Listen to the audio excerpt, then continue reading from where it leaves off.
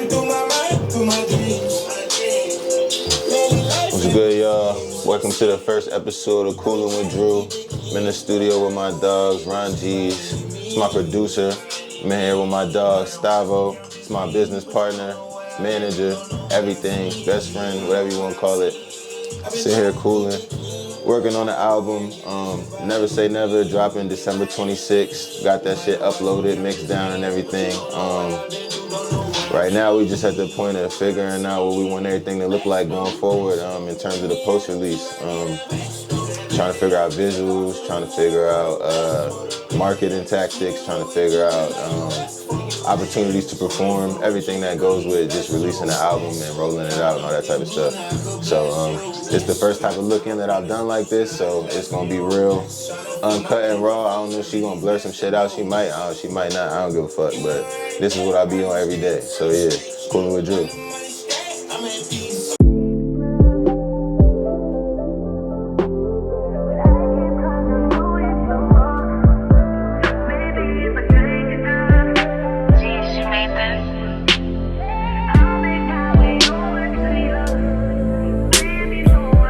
Town, I hope you around. I know you can show me what's up. This joint, I wanted to do. Well, I was telling you too. I told you already. I wanted everybody to kind of be in the little ski mask look. All right, so let me just start from the top because I didn't tell you yet. So I feel like this song is kind of about me expressing to whatever current love interest is that there's parts of me and there's parts of my life that you don't understand, and you don't understand that you don't understand that. So let me just walk you through the whole shit real quick and just let you know that like I really have a lot of shit going on. So sometimes you gotta relax, let me deal with my shit, and I mean I'll do the same for you. But I feel like the video can communicate that shit in a way where it's like me and her kind of go through a day of me not doing no studio shit. Like I'm doing all the other shit I do, so she could be like, all right, I actually see that you move around and you do a whole lot of other shit other than your music shit. So it's like I see the complete picture of you being busy and all of that type of shit. But she gave a good idea of having the camera be from the female's perspective the whole time. Yeah, so it's just looking at everything from her perspective. But it's like I wanted it to be like I'm the only person in the video whose face you get to see. I want everybody else to have like a ski mask or something on. So it's just like, cause I want that to be kind of like the feeling of it. Like you don't really know who you're dealing with in the world that I deal in sometimes. So yeah, I want it to be like that. And then at the end of it, I want myself to put a ski mask on. And then the camera gonna turn around and she gonna have a ski mask on. So it's just like you don't know who nobody is for real. Cause that's how I be feeling at the end of a lot of situations. I be like, bro, I don't even know who the fuck that person is, bro. Like I thought I knew them, but they weird as fuck now, so I don't know. Real shit. So I feel like that's what we're gonna try to go with for that first song. This one is all gonna depend on if we can get out there, out to Cali. I think I booked my shit for the 15th. So we'll try to go out there. I'll probably be out there like 2 weeks if I can. I don't know if they're gonna trip at work, but I don't really care. I'm part-time, so. I like Cali for this, because that feel good. Yeah, that's what I'm saying. It got to. And I feel like I could do this with just one shawty. Like just find one shawty and do like a lot of nice Cali scenery. And I feel like niggas over there could help me just find a shawty over there and just get that shit done. So if Tanner's there, I'll try to get him to shoot it, but otherwise I'll pay for somebody else to do that shit. I don't care. As long as this shit clean and they can communicate my idea, yeah. So but real shit. Yeah, I'm telling you, this whole album though, like it's just like, it's so cohesive. Like the way it came together was random, but it was just like, it worked.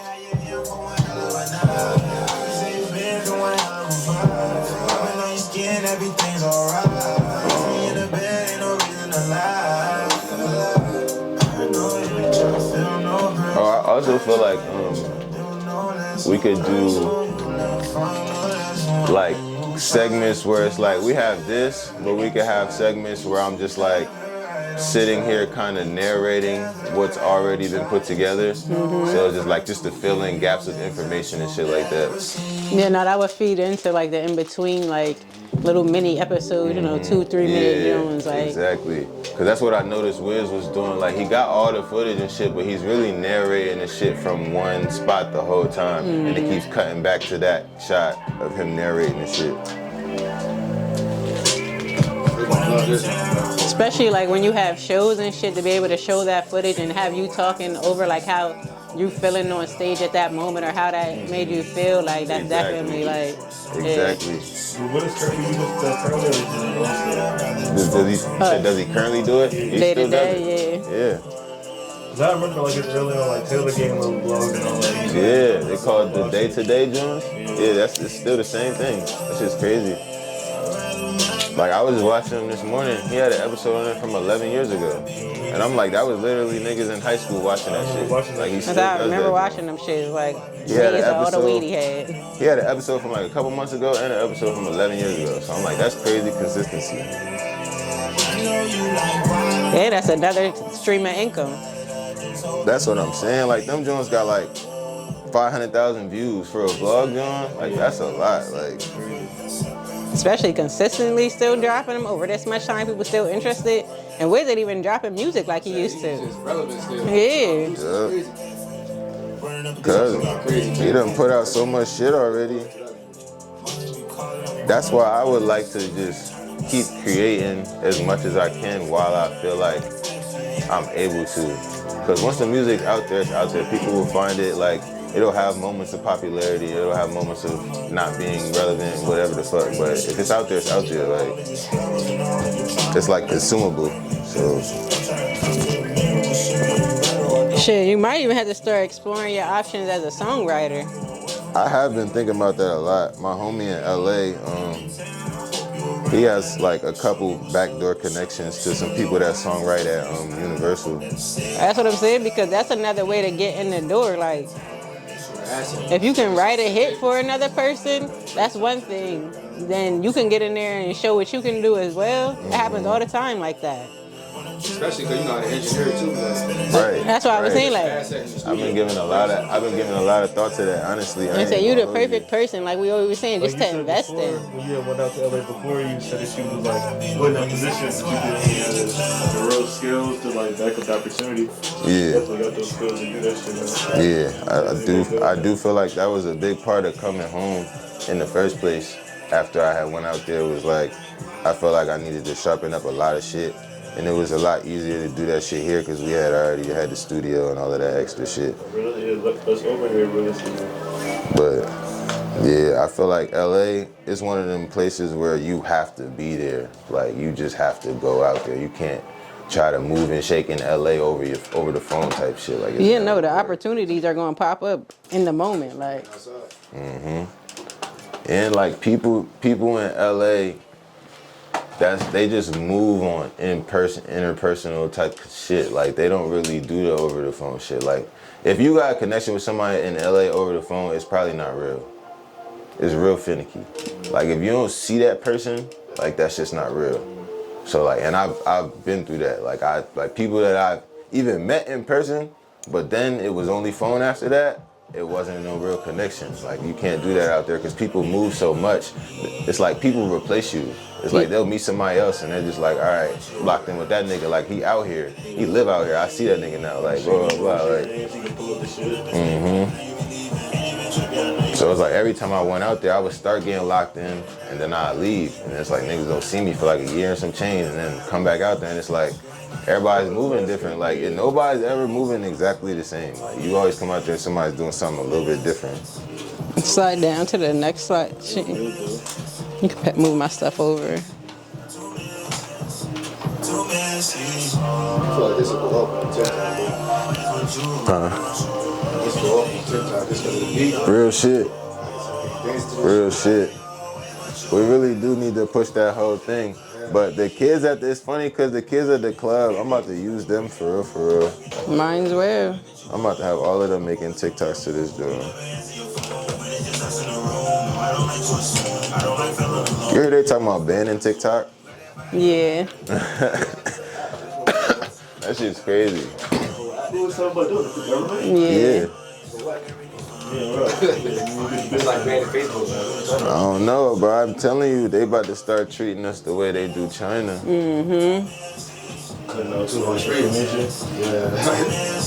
Yeah, they gonna start deciding what we can and can't consume on every level. And that's when it's gonna get weird. Nobody's gonna go for that though, so it's gonna create a real weird time period. Like, Niggas gonna rebel. yeah, nobody's going for that. That's what they trying to do so they can martial law our asses. Yeah, real shit. They're slowly trying to get into it, but it's like, it's inevitable for real, because we don't really take no real steps to prevent it. I mean, when they took the Capitol down, I knew nothing was real. Like In terms of real steps to prevent it, I mean, like, we do everything inside the system, so we'll always be dependent on the system. We can't do shit about it unless we decided to create our own monetary system, our own money. But they would never allow that. They would never allow that. Our own idea of value. It's like, and we would have to own things to do that, and we don't own shit. So it's like, the fuck? They blew up the towns and all the stuff back in the day that fucking could have been what you talking about today. That's what I'm saying. Like, that's always been the fight that people don't know we fighting. It's like, yeah, we're dependent on the way that this shit is set up because everything else is like not owned by us. So it's like, of course you gotta get a job and live in the system, blah, blah, blah. If you can't grow your own food, if you can't own the land to even be allowed to grow your own food, like, or anything, like, nigga, water ain't even, you're not even allowed to drink public water. For real. Like, obviously people do, but it's like laws against all that type of shit. Like, you can't set fires and shit like that. You think about how many laws there is, like, that really stop you from being able to do basic human shit. Like, if you was, like, outside the system just trying to survive, it's laws against all of that. Like, that shit's out of pocket. Yeah, you can't be off the grid or none of that. Yeah, I got homies that try to be off the grid, and that shit is tiring. I'm tired for them niggas. I'm like, nigga, anytime you do something, bro, you gotta really watch your back. Like, this nigga went to the store and just got booked just because, like, he was just in the wrong place at the wrong time.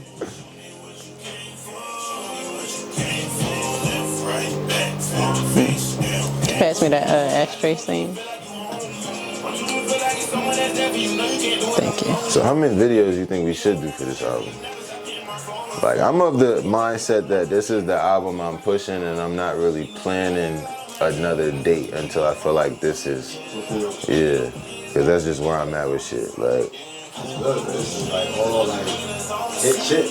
yeah, I feel like I gotta work backwards a little bit because For My Fools 2 needs some shit. I feel like maybe 4, but like it shouldn't be no don't gotta be 4 every 2 weeks. Yeah. 4 period. Yeah. Maybe 4 throughout this whole next year, 2023. Yeah. It depends, because if you go... Like 3 months or something like that. Like 3 months. Like 1 a month or something like that, it'd be hard. Yeah. I feel like first quarter or something. I feel like I would want to mix the first quarter up with a little bit of For My Fools 2 visuals as well, just to not let that shit die for too long. Because I feel like all the songs will already be out.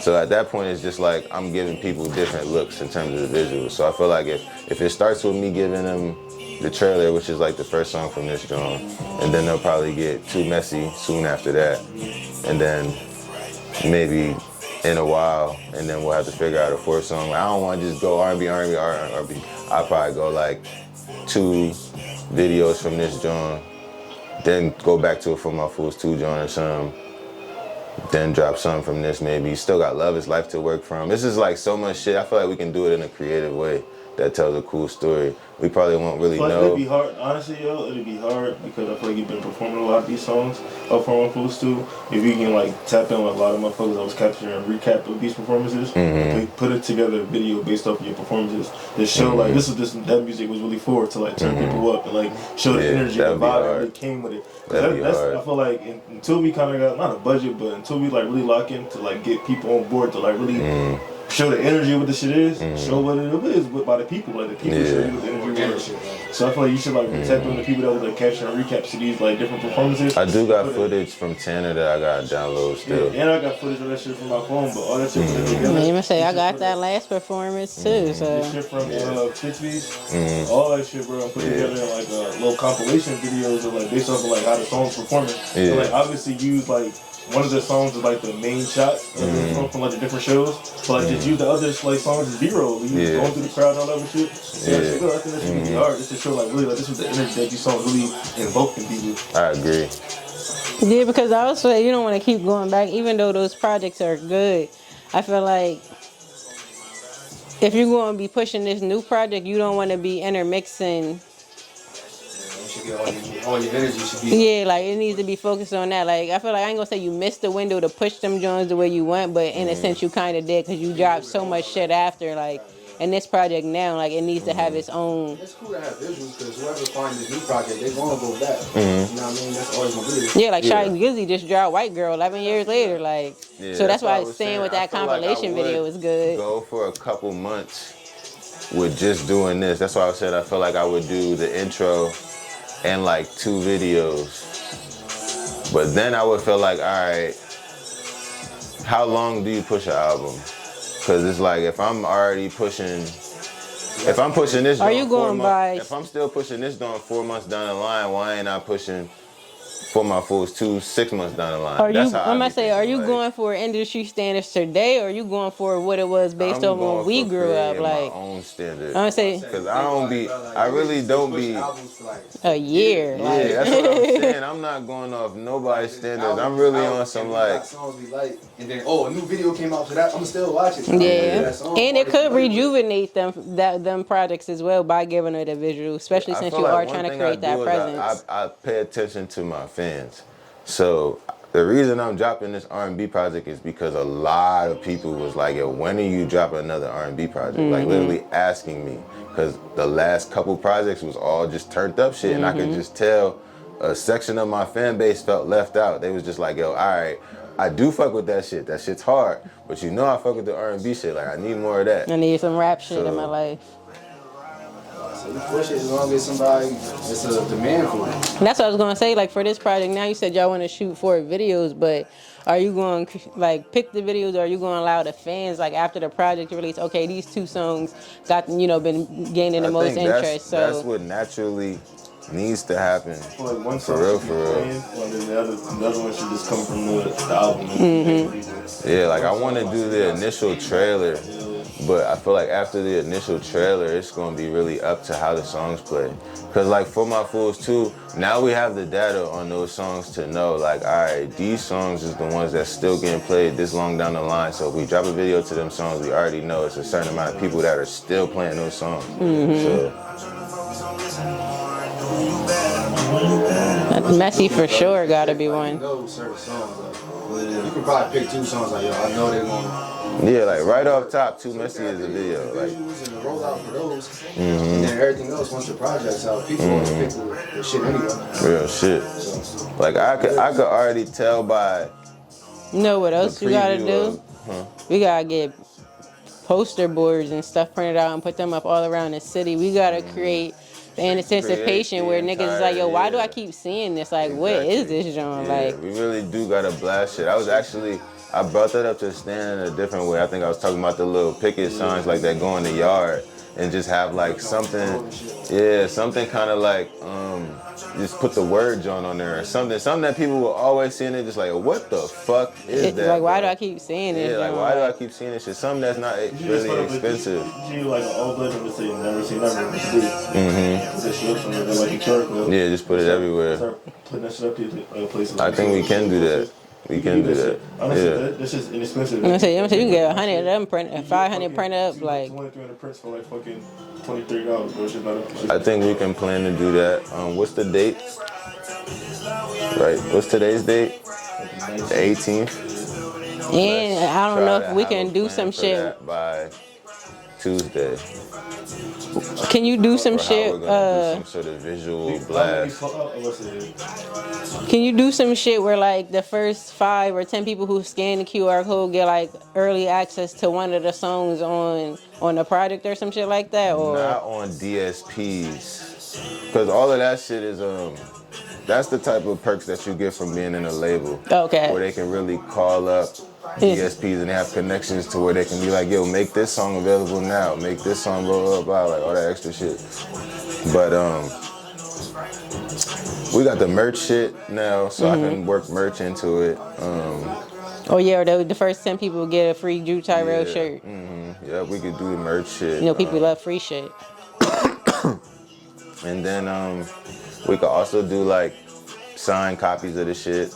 Like we could do some shit like that. Maybe make like 100 fucking, I don't know, maybe we could try vinyl. I don't know, I wouldn't do 100 vinyls. I'm gonna say maybe try like a vinyl. Like if we could do like a small run of like 25 vinyls, I would try some shit like that. Cause I feel like some people, especially maybe if we even like found a way to get some vinyl players and just sell it as a package and then, I mean, go up on it a little bit. maybe do like 5 of those. Yeah, just tell people like, here go a vinyl and a vinyl player and a t-shirt, and then the whole package is like what, $100, and maybe we only paid 50 to get it made.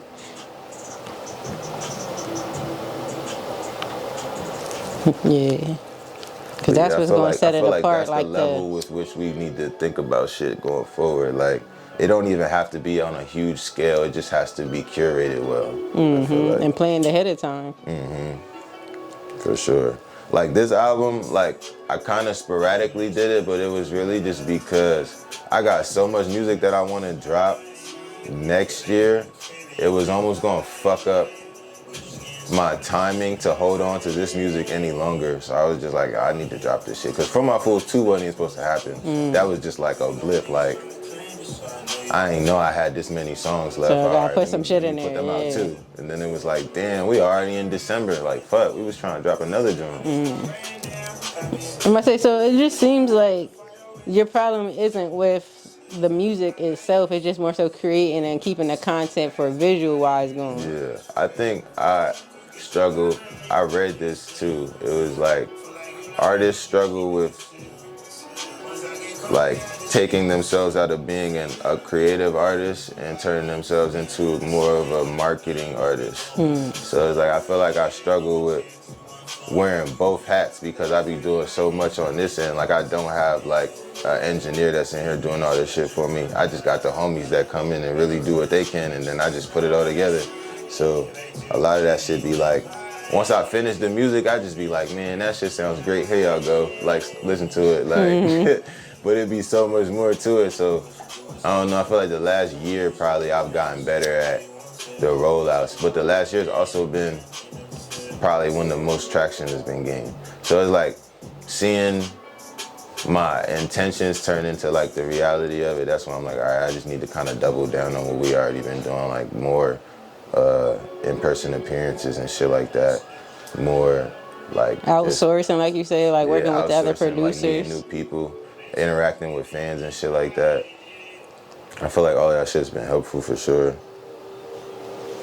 For sure, because it's like they say, like somebody's gonna like you for the music, but we live in a world now where we have social media, so they're gonna go and look for you and see what comes along with that music. And if they don't see it, it's gonna be like, I don't know this nigga. Like, Exactly. They want to feel like they know you. Like, I do feel like people want to feel like they know you, and that was probably something I was always like, I don't know. I've always looked at my music career very, very intentionally. Like, I never looked at it like it was for play, because for me, it was like, ever since I was a kid, I wanted to do something that was gonna make me rich. I didn't know what the fuck it was gonna be.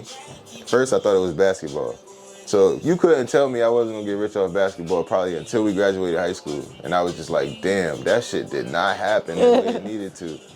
So then I got to school and it was like the full realization of it not happening. Me being like D2 and you like a preferred walk-on, and just all the realities of not doing it the way that it was like lined up in my head. Yeah. So that's when I was just like, yo, I'm not doing this shit no more. I gotta do something that I can have control over, because I didn't feel like I had control over that shit. So I chose music unintentionally, because I don't know why I chose music. Like I always say that I don't really know why. But once I decided to do it, it was extremely intentional. Like everything I did was like, I want to sound like this. I want to sing. Like if I don't got melody in the song, I don't even really want to do that shit. Like even Stan could tell you, Stan heard some of my first songs. Like I was rapping for a little bit, and then it was just all singing shit once I got my own equipment and shit. And it was just like, I knew that was the wave. I was telling this nigga in 2013, I said, yo, niggas, it's gonna be singing. I don't know why, but everything will have melody because that's what's hitting. And I think at the time, it might have been like 2013, 2014, I think Drake had just dropped. What up, man? You can walk in. Nigga Uno walked in. What's going on, man? How you doing? Gentlemen. Good, bro. Sit there, dog. You got wire? Mic'd up. I say mixing a seat for him over there. No, you gotta stay over there. He gotta sit right there. You can sit here, For cuz. camera purposes, bro. Let me turn off. Oh, that's my water. Can you pass that to me? My bad. You guys gonna put this up? Trying to be your guy, someone you could try with. I can't tell you why, sometimes I call you my bitch. We gon' tell no lies, I'm just gon' make my rap skills. Yeah. People try to play it, I know. That shit is people, but I can't really lose focus. You do this thing before I get caught up in the moment. Nobody showing down, but